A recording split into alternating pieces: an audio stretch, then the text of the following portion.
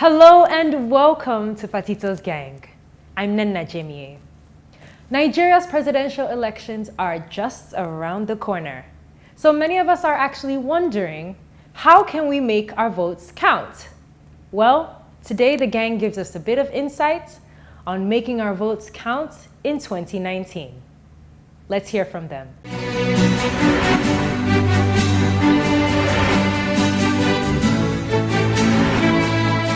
As Nigeria evolves in the political process, and the question is, can we make the votes count? That someone will wake up in the morning, go to a polling center, and cast his or her vote, and to elect a member of the House, or a president, or a governor, whichever one. Then can we make the vote count? Can the process be less cumbersome, less expensive, for the right people to go through the whole process and be elected to serve Nigeria?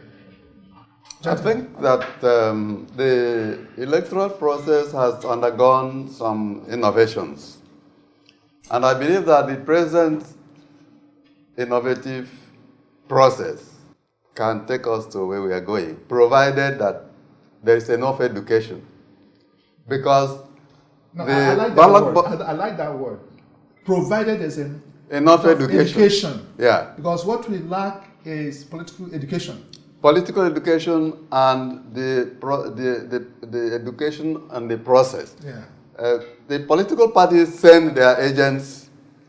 And it's not enough you stay there, people cast their votes, you go to sleep. But must we, Joe, you wrote a book. I think there's a problem. There must be there's a issue there. Let's just start with what do we mean by political process? Whether it can count or not. I think process has to do with the procedure, the system through which people are mobilized, and on the day the people come out to cast their vote. Mm-hmm. The issue, can it count? And I think for more education, it can. It depends on how you go about it. Now, it can count because it can count if the people who have been manning the polls follow the ballot box to the collation center. They have to make sure that it is still doing election. If I were INEC chairman, I will cancel the way we run our elections. Why should people stand under the sun? Why should it declare public holidays? Because the system does not want to improve. Yeah, we are in the age of technology. You wrote a book on that. Yes. We are in the age of technology. You have your card, which you used to, what do you call it? The card you used to go and pick money from the bank. Okay, if you have that your ATM in Lagos, you can use that same ATM card and pick money in Sokoto. Why is it that our election management organization, INEC, not take advantage of a simple technology that allows somebody have all your data in that particular chip? You can. I'm coming. Simple is the technology. It's very simple. It's the same technology that enables you to pick when you go to Lagos, you slot in and the thing recognizes you. Nobody else can use it. It's the same technology you use when you are going to do your registration. If you place your finger trim, it is your finger print. Nobody else has it. It's a simple technology that if the electoral management organization is interested in advancing this process, we don't have to declare public holiday. We don't have to stop business because people are doing election. Where in the world are they doing those things? It's because in Africa, people want us to keep going back, giving us impression that we're making progress. We are not actually making progress. I want to share that sentiment. Let me tell you a simple story. Some time ago, in Delta State, they are having local government election, not a national election. And people that are coming from the east, Imo State, Lagos, they were not away. Some of them, when they are about entering Delta State, they are asked to stay for 6 hours. They were at a place. And when you quantify the manner lost, you begin to pity for this country. I think we start getting it right. And the reason is because we don't do what we call integrated thinking. We only do plan, just get this result. We don't understand how what everything connects to each other. The economy, nobody considers it. The people, our health, everything, you're not putting them together in your planning. The votes can count if and only if electoral management institutions are willing to get it count. Okay, let me just come. There's another perspective. Yes. Before you get to that ideal level, Even with what we have now, it can still count. How can it count? It can really become more responsible, more committed. When you believe in the oneness of this country, and when you believe that our power actually is in our hands. As a matter of fact, even what you have, if you get to that place, you vote, you wait, and the vote are counted, it can help. Why must I wait? Why must I stay under the sun? And wait. Yeah, but the point I'm making is this. Look, even if the electoral this thing, we can get a primary school, or even this open tents, put AC there, put security men only in those places where people can come and vote. Cast their vote and go home. During break time, you're in your office. We must not hold election on the weekend. We must hold elections on the weekday. So that people in your office, you just go as if you're going out for lunch or something. And that is only possible. That's only possible. The subject is, can the vote count? And I'm saying that the vote can count if the people invigilating will follow the ballot box to make sure that the entry that has been done there, that technology, you can make it simple. Okay, another way of going about it is taken to where the collection center to make sure that the result that was entered there is also the result that will be announced. No. Without that follow-up, they can announce anything. Let's view it this way. We are talking about technology. Who developed technology? Man. Yes. In technology, computer, it's what you put that you get. Absolutely. Even there will be manipulations. If people on their own do not want it to work, even with the highest level of population, it cannot work. Yes. So what I'm saying, there is a proper, there's need for proper orientation. Yes. In some other countries, population has been counting with or without the technological evolution. There must have to be a change. In the last election some years ago in Uganda, I had a friend from Uganda, and she told me, look, Nigeria is not the only place where elections are rigged and all that. That in her country, the election are supposed to hold from 8 a.m. in the morning. By 6 a.m., the ballot boxes were already filled up. Who voted? Who voted? So it's not just Nigeria that you expect. It's an African problem. I think there's something. That's why the education I'm talking about. Yes, that's where the education I'm talking about comes in. Yes. There has to be proper orientation. Yes. There has to be moral discipline. Yes. These people have to make sure that these votes have been cast at the particular votes that are announced. Because people just vote, go and sleep in their houses. The point is, have you made sure that the vote has been counted is the vote that is announced? Because somebody will say somewhere else and say, put the result on this sheet and exchange it, put it the other side, take the result of this one and put it the other side. But the technology we have now... it's like you have experience in that. When he said, it reminds me of something. Yeah, you're right. Somebody said, I don't know whether I agree. Yeah. The Nigerian politicians are the worst species of politicians in the whole world. Really? Yeah, somebody said it. And of course, his reason is that these people say it, and day in, day out, they are thinking of how to rig election. And when you are doing that, how can it count? And the only way that can make it count is that if Nigerians now decide that they want to take it right, and if they should hold the leaders accountable. And I'll tell you, whether or not we like it, there had been gradual change for the better. Yeah, sure. Before in the last decade, 2 decades ago, people even before election know who is going to win. Yeah. But now, of course, it's not like that. Yes. And with the current evolution in political parties, when you know that parties are having equal strength or not equal strength, rigging becomes more difficult. And if the populace is into it, by the time you know it, people will fear to vote. And then there are laws. There are laws on rigging and what have you. Well, if this laws, I think it should be two things. For the laws are there, the laws are not implemented.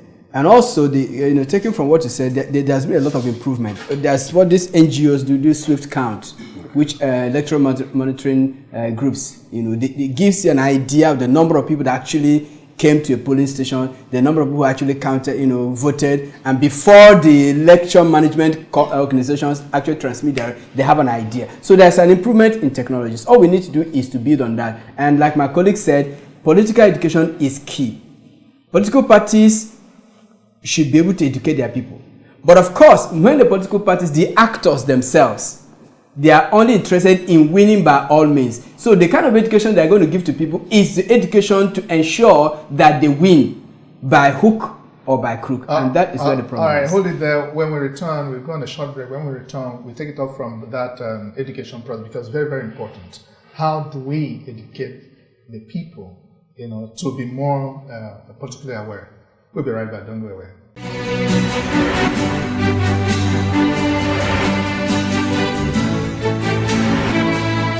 The gang believes we should all be more involved in the electoral process, which would be more than just voting, to make sure our votes actually count. What's your opinion? Let's hear from you. When the government is seen that way, it will be reduced. We don't want people that are just striving to get there.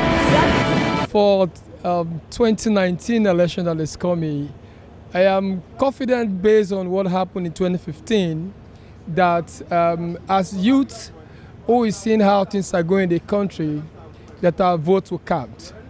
And why do I say our vote will count? In 2015, a lot of people feels that the country is not going where it's supposed to go, and leadership plays a lot of role. And because of that, there were a lot of advocacy from people, various NGOs, clamoring that people should go to come out to cast their vote. And we can see how it turned out in 2015. Even though there are some irregularities in the past based on the election, we could see that our vote counts. So in 2019, I'm very confident that our vote will count. And my advocacy is you to come out. If you've not picked your PVC before, go and pick it up and ensure you cast your vote, because it is time for us to take the bull by the horn. And the only way we can do that is through our PVC. Our vote will count. The electoral process in Nigeria, voting and all, how credible it is and all of that. I think it boils down to the structure and culture, we have as a nation. So let me give a quick instance. So my friend was telling me how that he went to get his PVC. He had to pay an amount of 1,000 naira to jump the line, And why are electoral officers, people that are issuing our PVCs, collecting money from Nigerians? I mean, it's our right to get our PVC. So it starts from there. I think there's already a cloud of corruption, right, that has somehow overshadowed our nation. So we might need to begin to look at culture and structure. And that's why I might not technically say your vote will count or your vote will not count. We'll do our best to vote. I mean, it's good to cast your vote, but we must begin to look at issues around structure. What is the structure of the electoral process over time? I mean, I had issues of people below 10 voting in the northern part of Nigeria. So these are issues we might begin to ask ourselves. What is the structure currently? What is the culture currently? What is the value of one vote? What does voting means for Nigeria? So the culture is important, the structure is important, if we want to make headway in the electoral processes in Nigeria.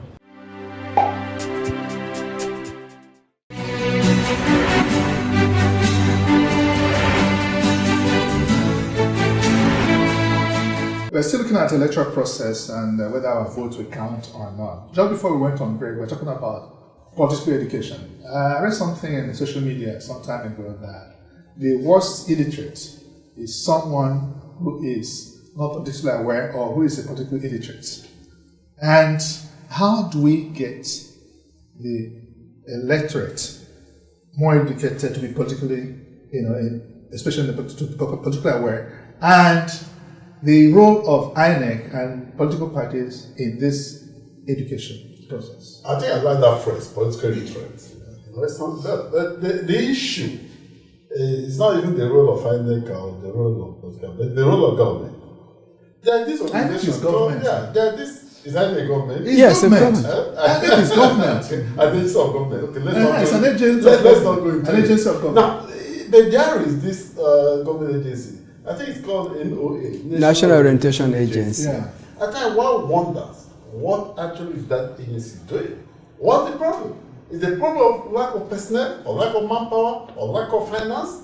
You don't seem to see what they're doing. And I think that this is an area that agency should take a very, very keen interest in. And apart from that, I think from throughout our educational systems, from secondary to tertiary level, People should be taught. The way we are doing emphasis now on entrepreneurship in schools is also the way we should do emphasis on political education. I think something. Because I tell you, without really political education, there's little or no interaction. I think something is happening because, recently they introduced civic education into the curriculum. And within that civic education, there's some aspect of politics that are involved. Because the truth of the matter is, again, we have not been able to connect politics with the economy and with social life. These three things connect. The political climate of a country determines its economic capacity, economic prosperity, and determines its social stability. So until the government or the society itself knows how to make this connection, the political stability, the economic stability, and the social stability, these three things must be intact. But when you take them individually, just let's talk about politics. I don't know whether I can interject there. Go ahead. Talk about civic education. I don't know whether I have taken time to know how it's taught in school. It's not taught with passion. The teachers who are even teaching, they don't believe they're not even qualified. That is why I said, the system we're in. That's why I said, if the curriculum, the developer of the curriculum understand the connectivity of this and how it enables the country itself to be stable, the citizen must understand, or the developer of this curriculum must make sure they connect the political climate of a country, connects with the economic stability and the social stability. These three segments must be connected. In teaching, even in discussion, you don't take politics on its own, at its own strand, or take economic status on its own strand, or social stability of the country. If you're able to connect these three, it becomes easier for the citizens to know that if I sell my vote, it's going to affect my future. If I don't come to vote, it's going to affect who becomes president or who becomes leader. And if that person who becomes leader is not going to do well, it's going to affect me. So when citizens are taught that make this connection, they see it as a responsibility, something coming from within themselves, because they know how it's going to affect them this or that way. But when you see as a politics in terms of political party, PC or CPC or DCC, whatever political party, people see from that perspective, then people are discouraged. Well, unfortunately, the matter is not going to be left to the schools alone. It's just one of the platforms, yes. Another platform is the religious gatherings. Yes. Because these religious gatherings, there are people who discourage the multitude that this is a dirty game. Yeah, sure. And so they run away from it. Yes. And that is where you have the professionals and entrepreneurs who have the moral discipline to implement the accountability, the transparency we are talking about. But they are just sitting there. Public administration, that's political and governance, should be taught to these people who are just sitting down there and they say, can you do what they are doing? When you mix hot water with enough cold water, there is equilibrium. Yeah. And so such people should be educated that don't run away from politics, it is public administration. No, it's a narrative. Yes. It's a narrative that has been created over the years to tell people that politics is dirty. Politics is not fit for responsible people. Yes, that we have to change that narrative. And like you said, in the church or in most of the religious organizations, they tell you that politics and religion are not together. It is politics and religion are together. They are together. And they must be together because it is somebody's religious values that he brings into the public space. Yeah, sometimes that's people, the point. My brother was talking about orientation change, and I think I believe in it. I don't know. In those days, that this saying that good men are better than riches, but now that doesn't seem to make many to people. Yeah, many people. I think there should be reorientation. You have what we call a debased value system. What we are not thinking about how to make it big, how to get all the money in the world, and that's why it's easy for people to buy your conscience. And when you're bought, there's no way you can have a meaningful voting system. Just in addition to what you said about the connection between politics, business, and social, is very, very important. One of the major things that investors are looking for, foreign investors, when they want to invest in a nation, is the political stability of that nation. A few years ago, there was a bond floated by Lagos State in London, the London Stock Exchange. They put it at about 16 or 17%. 15% interest. A Russian bond, a Russian government also floated a bond in the same market. Of course, one of the at 17% interest. Investors went for the Russian bond. The Lagos people came back empty-handed. Why? Russia has a benign political system. than Nigeria. Nigeria's political system is more volatile. And the more volatile the political system is, or environment is, the more it attracts.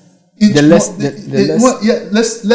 makes it less attractive, and then it increases. You're forced to increase the interest rate and you pay. The risk is higher. So it's a very good, valid point that there has to be a connection. If our politicians know that the stability, the political stability determines to a large extent the economy and then the social. They have depended on economic and political empowerment. What I'm saying is that they should have the three dimensions of empowerment: spiritual, economic, political. Yeah, sure. There are some who are depending on spiritual and economic. They have left out political. Yes. And those who are governing us are depending solely on economic and political. Yes. What I'm saying, to evolve a transformational leadership, there has to be three dimensions of empowerment: spiritual, that will give you moral discipline; economic; and political. Yeah. So people need reorientation. Because the spiritual actually controls every other thing. It does. Even in politics. It does. I often say, having done 2 elections and out, with my head still staying on my shoulder, I said that, from my own experience, that politics involve 89% spiritual. 11%, the other percentage is money, and then 1% the individual. Yes. That's the way it goes. Yeah. Because, why the kidnapping all in this place? Because there's no spiritual... Yes. Everything still boils down to education. Yes. Creation of awareness. And how do we do this? I think we need to be a little bit more pragmatic, because the essence of this is to properly guide our people. How do we do this? I think, like has been said, all of us are involved, from the family to the state to religious group and to the government. Ultimately, the government. Because when you elect a bad leader, you are bound to suffer. When you elect a good leader, you will actually judge. And when we do this, that no person is inherited bad or inherited good. Because we need to monitor our leaders to make sure. Yeah, this you just said, a sitting governor of one of the states addressing his people. He said, my people, people don't take drugs, hard drugs, it kills. It's better to steal than to take drugs. I think, remember, I believe that the electoral process, I believe that the votes can count for 2 reasons.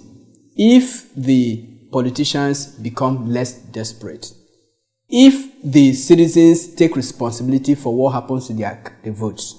In other words, you vote as it is now, you vote, you remain, and make sure that your vote counts.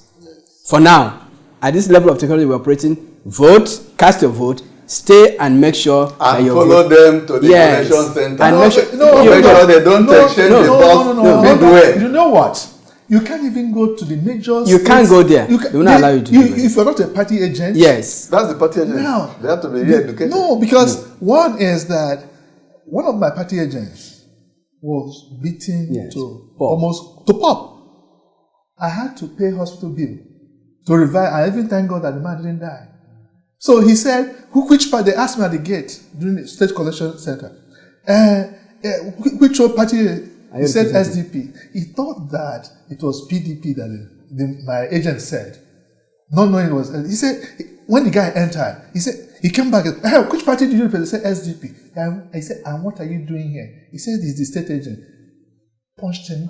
Yeah. What are you, brother, before they beat you up. Yeah. The other thing is that the law. Not just There's law must to take moral education and we have laws gathering cover all this. Yes. Let the law take its own, and let not our law be respected of persons. Yes. I say the electoral laws, many of them, but of course those electoral laws cannot be faithfully put into it because the powers of that they cannot allow it. All right, thank you very much. Time will not permit us to go on. And when we talk politics and Palitos gang, we need to educate the people. Education is important. The economy is also important. The spiritual side is also important. Somebody said that the worst illiterate in the world is a political illiterate. Join us again next time.